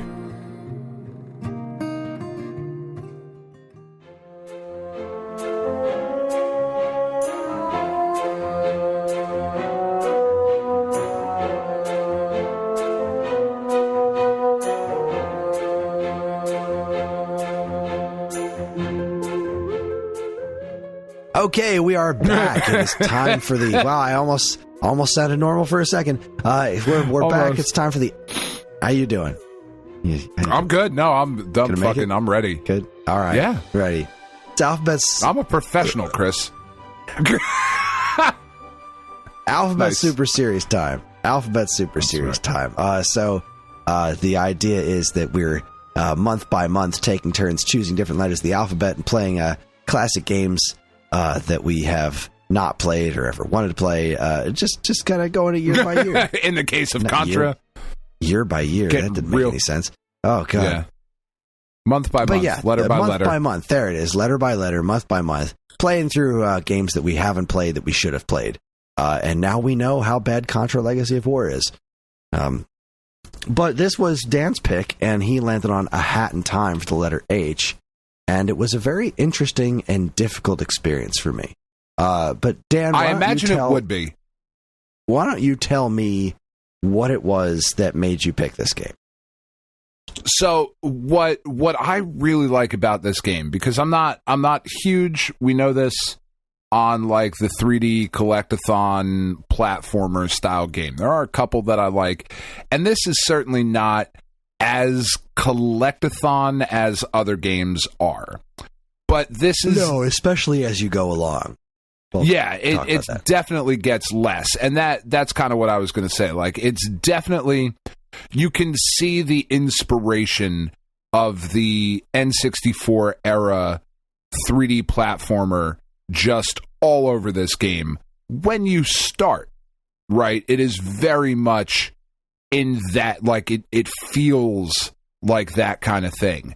And then what I really like about this game is it just comes off the fucking rails in a big bad way and goes really interesting places while still somehow feeling part of one, like, cohesive kind of world, right? The opening segment on the Mafia planet is weird and it's goofy, and I think the Mafia are kind of funny.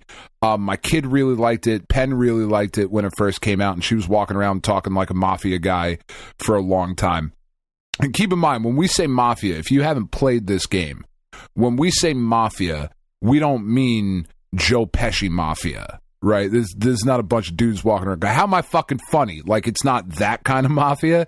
It's like a weird, like the tracksuit gang from Hawkeye on the Marvel, the Marvel show. Like, they're this weird, like, Russian kind of, definitely Eastern European accented fucking weird thing. It's a very weird level to start off the game.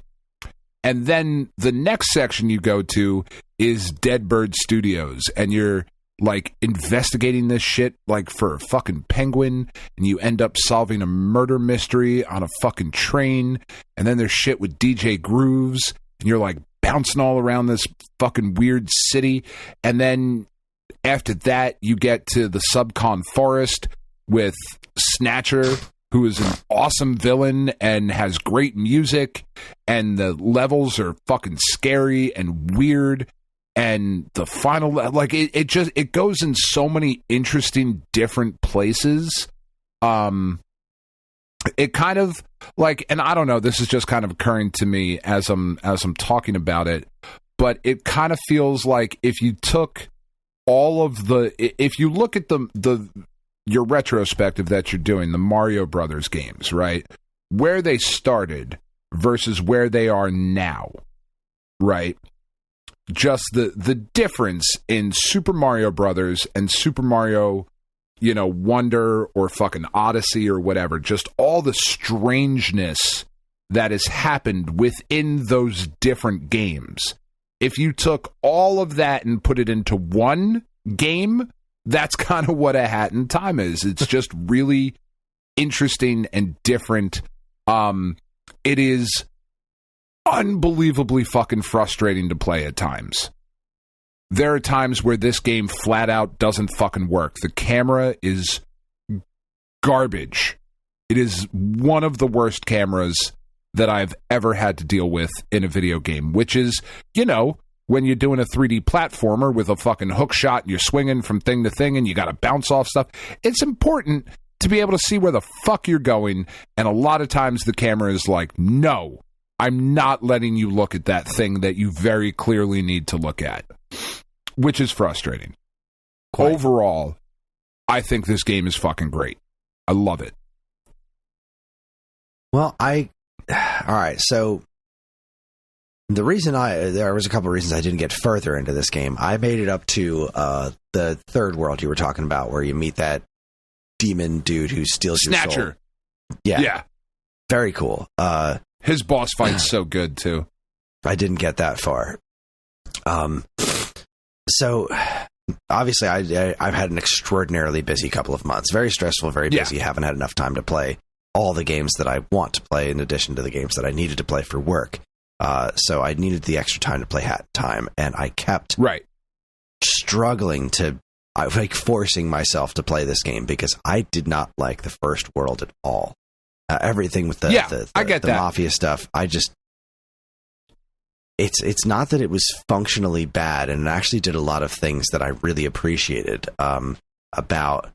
Obviously, the camera is a huge problem, but the fact that the game is so incredibly lenient with your double jump and you're being able to climb surfaces and landing on things like tight ropes, it's extremely generous with landing on those kinds of things. It wants you to have fun while you're playing. Exactly. It wants you to have fun, and I really, really appreciated that about this, but I didn't like anything that was happening with the story. I think we already talked about how I just don't think Mustache Girl is an interesting design, an interesting character. I just think she's a shit character. I didn't think the Mafia guys were funny. I didn't think the world, that entire first world, was fun to play in. I took no joy in running around that sandbox. The last mission I did in that not world even was from Cooking Cat? Cooking Cat. That was the... Isn't Cooking Cat in the first thing? Yeah. I met she's on Cooking your ship Cat, eventually. and I didn't really understand what I was supposed to do with that. There are a lot of systems in this game. Yeah, she had the whole conversation with me on my ship. There are a lot of systems, like do this to build hats and collect these badges or whatever the heck they are, these relics that do something, and then it just kept throwing things at me. The collectathon aspect of it. Yeah. and none of that really it just connected in my mind. But I remember there was this one stage that just frustrated the hell out of me, where it's like, here's a safe, and a bunch of things are going to fly out of the safe. You go get them. Yeah. And like, there's no map, and I can't look up. Like, the camera just, you can't. I can look left and right to my heart's content, but like, I can look up a little and I can look down a little, but those are the directions I needed to look. I'd be just stuck somewhere. Like, I just need to see where that line's going. If I could see that, then I could get there, and then I'd get it. And then I'd be like, okay, how the fuck do I get back to the safe so I can find the next line? It was just a fucking slog. But I looked online, and I had heard, generally speaking, that, and you had said the same thing, that the game changes so much after the first world. Like, it just, and it really did. It was a huge 90-degree turn, because I really was not enjoying my time with it. I was talking to Mike while I was playing it. Like, I'm just not seeing it. I'm not even seeing a spark of what it is that makes this game so beloved. Like, I would get people liking this the way people liked banjo, ukulele, you know, but I just don't see not why to the fervor that this game has, including with my niece. My niece Pyrie is like, she fucking loves this game, and I bought it for them for Christmas a couple of years ago, and they love it, and they showed me these videos of high level play. I'm like, how the fuck do I get from where I am now to where this video is? Because that looks interesting, and it is not what I'm doing right now. So once I made it into the studios, and I did that first stealth studios, mission, and I'm like, well, this is good. I'm having fun here. I'm having fun doing a stealth mission, for fuck's sake. That's not a thing. And I kept going through it. Now, I wasn't as enamored with the characters as you are. I actually found a lot of them to be rather annoying, but the gameplay itself was starting to be kind of fun. Now, I did a couple of stages in the Deadbird Studios before it let me move on to the other world, and I was like, I only have so much time, so I'm going to move on to this other world. I want to see what this has to offer. And I played around there for a little while, and that's when I started to understand this is very Psychonauts for me. Yeah, I can see that. Now that I've spent time with it, I understand why it's beloved. I get it. I see the character that people like about it, but it just does not connect for me personally, just on a gameplay level. And it really just boils down to, I don't really like 3D platformers. I don't either. With the exception, I don't. There's some very few exceptions. Like, I like Mario Odyssey. I like some of Mario Sunshine and the beginning of Mario 64. But, like, that's really it. Like, I didn't like Donkey Kong 64. Yeah, and even then, like, I like Conquer because I like the comedy. Like, that it's I like all the other stuff in it. Yeah, the actual gameplay of Conquer is, I kind of take it or leave it, generally speaking. So I just excuse me. Sorry. My throat does not want me to keep talking. You fucking should be. I know I am. I just did not. I know that there's a lot of people that get a degree of enjoyment out of games because they enjoy the novelty of what it is they can do. And a lot of that is what I think why people like games like Grand Theft Auto or Red Dead so very much, is that I can do whatever. It's amazing. They get the gratification out of, like, look at this thing I can do. Whereas I get the gratification out of, okay, but is doing that thing fun? Like, the novelty of doing something interesting isn't enough for me personally. Now, I'm not saying that means the game isn't good enough. I'm saying, just speaking to my personal tastes, I like the things that I'm doing to be fun, which is why I don't really like the back half of Mario 64. Because once it becomes a precision platformer within the confines of that game, it stops being fun, because the act of doing those things is no longer enjoyable. And that's kind of how I felt about it. The rest of it doesn't carry enough weight to make getting through it worth it.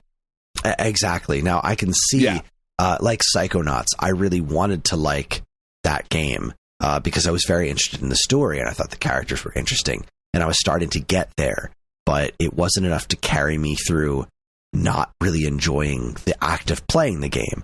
And that was what I was running into with Hat in Time. And it was pushing up against that, honestly. Like, there were things about it that were just like, I'm starting to have fun with the mechanics. And I do really respect the way that it kept introducing different kinds of gameplay. And like, again, didn't do this in the first world. And I don't understand why you start this way. Like, it starts off. The first world is the worst. It's so without bland, question, compared to the creativity on display in the rest of the game, or at least in the next two worlds. Like, but they were all done within the confines of, and this is what I really appreciated. When you get a game that tries to do like introduce a whole bunch of different mechanics, and it does this whole kitchen sink approach, and you have to learn new things as you go, that tends to really turn me off. All the different things you do are all built around the same basic things that you can do.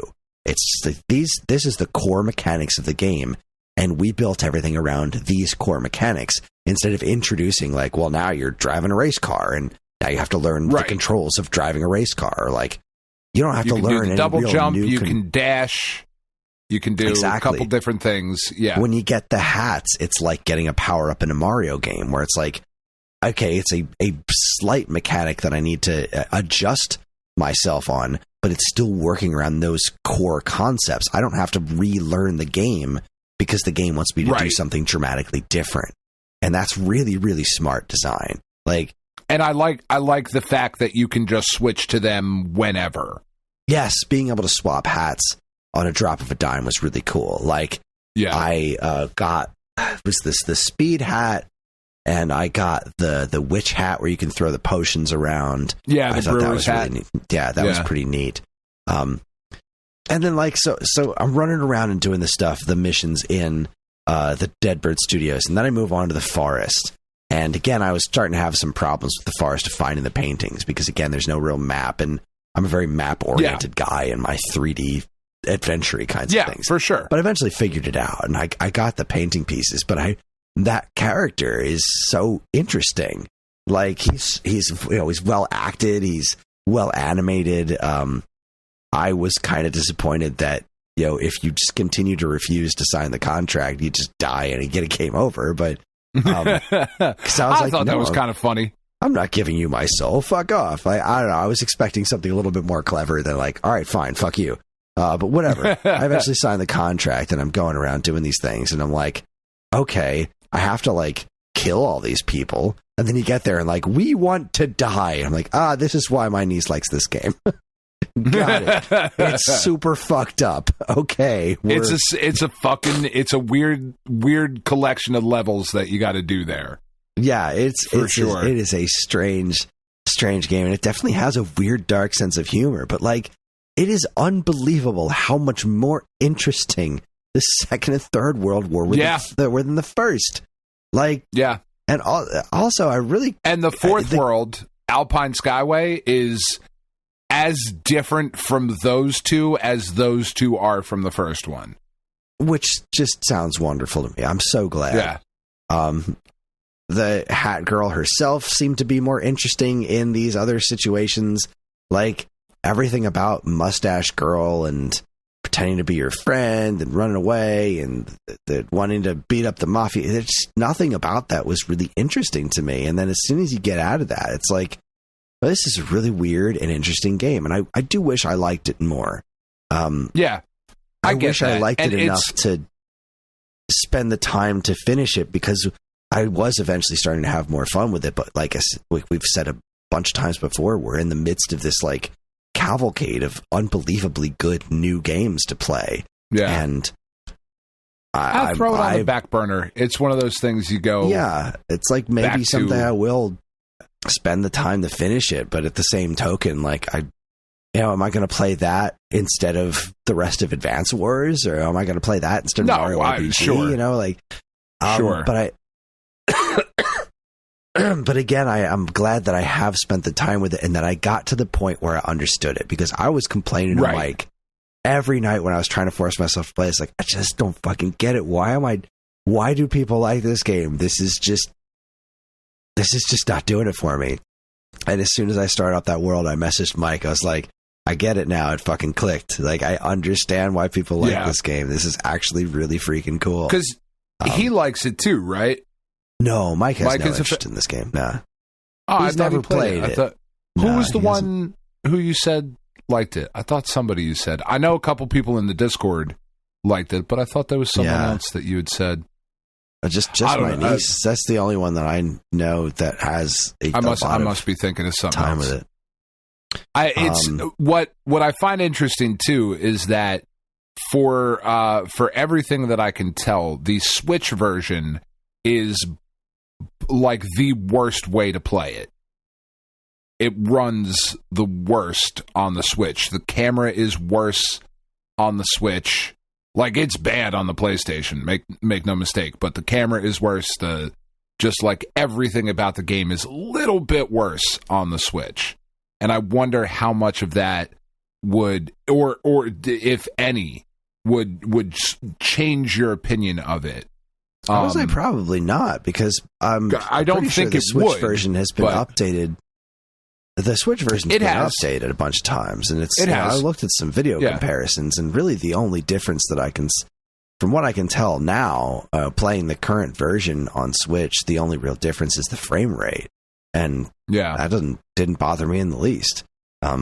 Really, it's just what the camera's capable of was the only thing that bothered me. Like, it's one of the worst cameras I've ever experienced in a video game. It's so fucking bad. When it works, it's fine, for the most part. And again, like, it didn't even bother me as much in the other worlds. In the first world was really where it kept running into giving me problems. But like in the other ones, I was always able to manage to get it where I needed it to, close enough where it didn't really hinder the gameplay. And again, the frame rate issues were really, it doesn't run at 60 frames per second. Who the fuck cares? Not me. Like, the game looks fine. I no qualms with the visuals of it. I also really like the spaceship. Spaceship is cool. I forget who I was listening to. Somebody talk about this game, and they summed up the spaceship perfectly. It's like the spaceship is just like what a little kid would imagine and just unlimited imagination spaceship to be. Because you just go from room to room. It's like, and here's the pillow room. What does it do? None of this makes any fucking sense. None of it makes sense. Into it None like of it Scrooge. serves a purpose other than just being, here's some weird shit, have fun, be a kid. I like that a lot.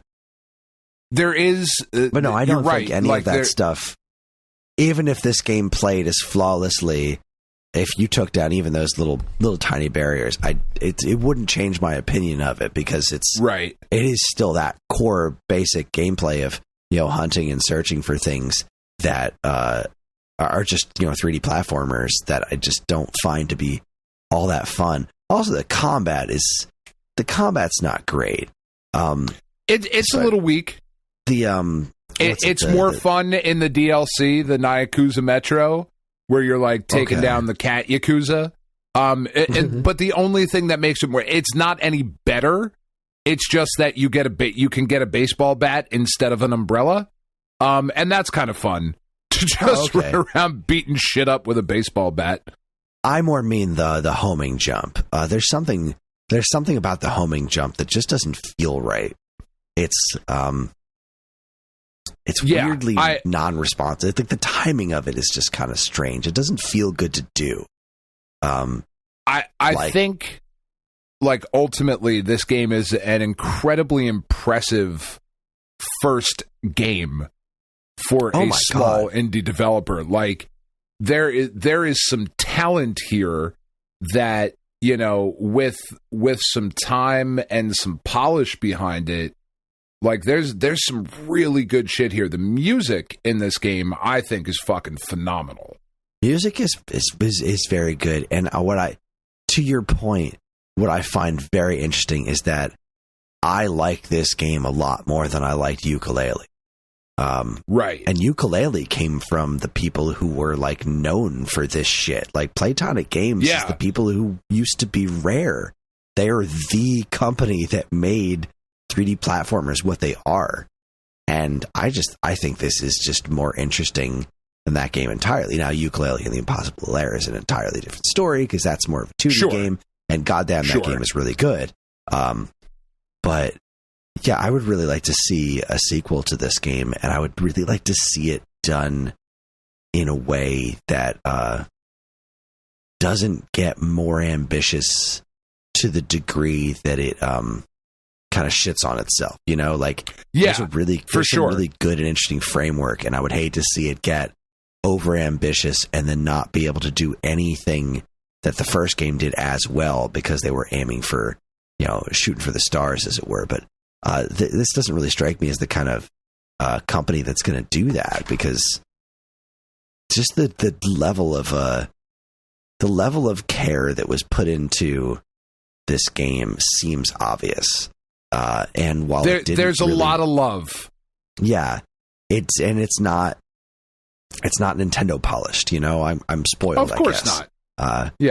And exactly. Of course not. But also, like, it really does kind of brush up against it as far as like this is an important game to play, especially if you like 3D platformers. If you are a fan of Banjo-Kazooie or any of that, like, this is an absolute must play, no question. I am glad I spent the time with it, because it is something that I can now say that I've played. I'm not sad that I bought it. It's a neat thing, and I do wish that I wish that I could say I have the time in my life that I'm going to go back to it and spend more time with it. But I know that's not going to happen. It's not like they're going to stop releasing new games. Certainly not. Not this year, anyway. No, next year, maybe. Year. Next year's already looking like an ass fuck. So, like, what are we going to do? Again, do not threaten me with a good time, sir. But yeah, that's my thoughts on A Hat in Time. It's like Psychonauts. It's a game I wish I liked more. It's like wine. I wish I enjoyed it, but at least I respect it. I understand why people do like it. So thanks for bringing that one to the table. Right on, man. I am glad you got to a point where you could enjoy it. Yeah, like, I get it. And get there and be like, all right, I kind of see what's up here. That's good. Yes, indeed. I like the name too. Gears for Breakfast. I'm into that. That's a good. Gears for Breakfast is great. A Hat in Time.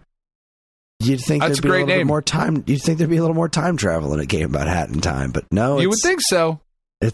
You're collecting things that are timepieces, and that's it. No real time messing with stuff. And honestly, I was kind of happy about that. I feel like that would have just been a little bit too mechanically confusing for me in my sad mental state these days. For sure. I need simple stuff like a Mario Wonder right now, and colored effects. Keep it simple for me. I get that. All right, that's it. That's all I've got to say about Hat in Time. You good? Yeah, no. I think it's a great game. I think you summed it up perfectly. If you are a fan of 3D platformers, it is a must-play. If you are not a fan of 3D platformers, like I am not, I still think you should play it. It's pretty great. Yeah, if you're a fan of weird games, and you are the type of player that is entertained enough by the concept of what you're doing to overlook whether or not the thing you're doing is actually fun, then yeah, go. Cool. That sounded worse than it intended. No, I know what you meant, though. Yeah.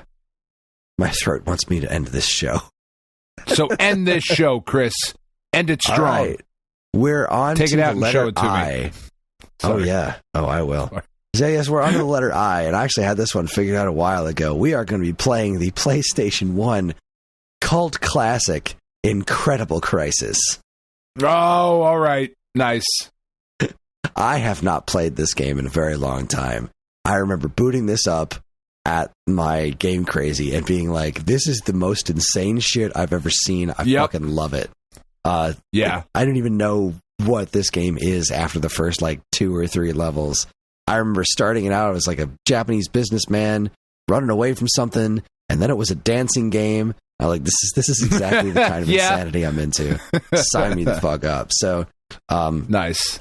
This one might be a little hard to play if you don't have nefarious means, just because the game itself is a rather expensive one. But do what you got to do. I'm sure you can figure it out. Put on your eye patch and your peg leg. You'll get it. There you go. Watch Our Flag Means Death. And then get Incredible Crisis. Are you picking up what we're putting down, kids? Oh, damn. I sure hope so. Oh, boy. All right. Well, that's going to be it. That is our show. Join us next week when we will be recording another episode of the Stone Age Gamer Podcast. That's right. We have no idea the fuck we're going to do. We're going to see what this week brings us. Big fat goose eggs. There's a couple of people that I want to try to get on the show to talk to. But I'm on vacation next week, so I don't really see don't do that. It's all right. You'll have plenty of games to talk about. We'll talk about the Halloween games you should have played. I don't know. We'll fucking figure it out. You'll be fine. You're a topic machine. You crank out something. We'll talk about it. It's non-stop good idea machine. Nothing but you're a soft serve machine of just a constant stream of thick, creamy, good ideas. No, fuck it. You know what we're going to do, Chris? I don't know. And tell me to shut up if this is a bad idea. We'll fucking review the FNAF movie as part of our show next week. Do you have time for that this week? On your days off? No? Okay. No. All right, never mind. I've never played a Five Nights at Freddy's game, and I have no interest in watching that goddamn movie. None at all. Not even for the show. Sorry. I tried to make it happen, kids. I tried to get Chris to watch a scary fucking movie, but no. All right, that's fine. I'll talk about it That's what I heard. Week. If you're a Five Nights at Freddy's fan, then it's supposed to be a good movie. If you're a horror fan, then it's a huge disappointment. Which I don't know what people expected. It's a horror game for kids. That was kind of my thought, but what did you expect this movie to be? Fuck off. It's not as good as The Exorcist. Well, really? You don't fucking say. It's Five Nights at Freddy's, dildo. Stop it. Do you know that Scott Cawthon is a douchebag? Like, do you know? Like, are you aware? Guy's a fucking asshole. Yeah. All right. Anyway, we'll talk about something. Don't even worry about it. We got you. Yeah, it's not going to be a problem. Well, since when have you and I had a problem not talking about that? Never. Okay. That's our show. I did it. I said the things. We're on most social media platforms. And if you want to get in touch with us, we aren't very difficult to find. All it takes is a quick look at our show notes, and you'll see links to our social media accounts, as well as all manner of other fun stuff like a link to our namesake, StoneAgeGamer.com, and more useful links than you can shake a joystick at. If you'd like to get an early access to this show's episodes, as well as a bevy of other shows on the Decade Podcast Network, check out our Patreon, also linked to in the show notes. It helps keep this show running week after week, and all our patrons are loved and appreciated. This show's theme song, Squared Roots, was written by Banjo Guy Ali. You can learn all about his wonderful music and more by following the link to his YouTube channel, also in the show notes. And finally, as always, we'd like to thank our intrepid editor, Evan, for making the show listenable for all you folks. We'd like to thank all you folks for listening in the first place. That's it, everybody. Please don't forget to check out my Mario retrospective when it goes live. Maybe this one will take off more than the Zelda one did, because I'm putting just as much work into it, because I'm a sucker. But yes, that's it. On behalf of Dan and myself, keep playing games.